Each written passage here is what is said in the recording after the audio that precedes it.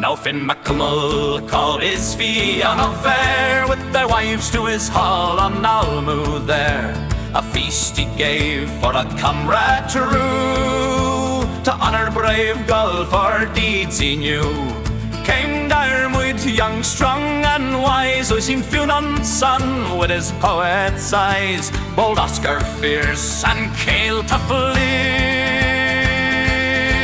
and Goll near Fionn took an honoured seat.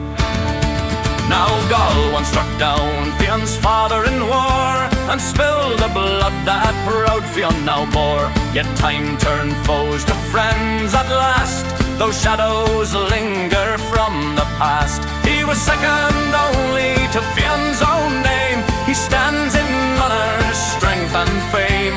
They fight as one, yet oft contend, as rival chiefs and bonded friends. The hall rang out with laugh and cheer, the poet sang so all might hear. And Goll leaned over with smiling face, no thing is lacking in this fine place, save a well-shaped poem, Fionn replied, and the poet Fergus true lips tried. Fergus then began his lay of Fionn's forebears and the deeds of their days. Fionn and his kin gave gifts of worth, rich as the kings of all the earth. Then turned the poet to Goll's proud line, and sang their raids in a voice divine. Gold from Lochlan Goll then paid twice the treasure that Fionn had laid. To harpers, prophets, jugglers bright, Goll gave freely all that night. So much he gave that Fionn grew grim, and silence slowly fell on him, for in Fionn's grand hall before his kin,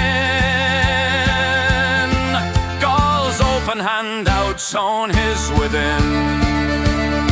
Said Fionn to Goll, how long has it been you've taken gold from the Lochlan men?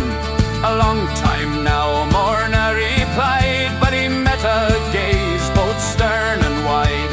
I thought the rent was mine alone, said Fionn in a deep and measured tone. Your memory's wrong, Goll answered plain. Well, let it be known how came this gain. In days when your father made war on me, and called the High King's wrath to be, he drove me out from Ireland's shore, and into Britain I crossed once more. He chased me thence to Norway's land, and banished me with his own hand. To Saxon soil I fled away, but still your father barred me stay. At Tanukas field at last we met, eye to eye our fate was set.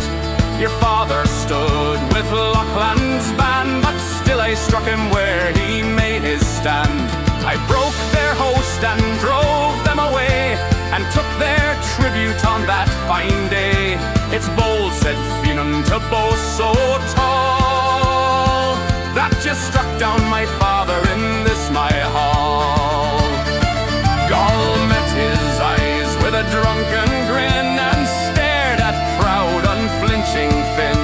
If Fionn should treat me as did his sire, I'd give him the same. My sword gave friar. Fionn's gaze grew sharp, his voice sank low.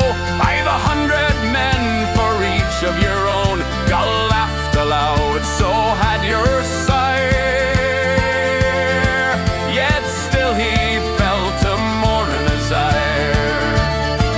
Then with ale the clans began to shout and jeer, old grudges rising loud, sharp and clear, till Caeril, Fionn's own kin bold, and Conan the Bald let their fists take hold.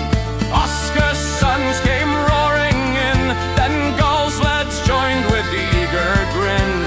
Oscar himself took up the call, and soon the hall was a thundering brawl. Men went flying o'er leaden boards, wrestling, shoving, trading words. One paused mid-fight to pull a tooth, another swore he'd knock out two. The ladies laughed along the wall. "Stop, you fools," they cried through it all. But none would hear that gentle plea, for this was a fight of the Fianna free. Goll sat calm in the roaring din, while Fionn sat staring back at him. "Your men you steal," said Goll with frown. "Do they?" said Fionn, glancing down. In the matter of weapons Goll began, then seized his sword and away he ran out to the yard in the night's cold breath. And Fionn came to with the Fenian shouts deaf. They spilled outside in a roaring crowd, still shouting challenges loud and proud.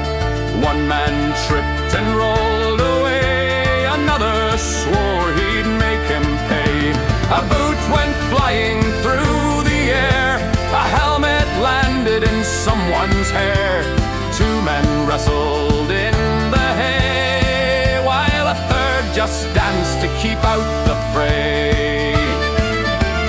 Oscar's son tried fighting three, but one just tackled him at the knee.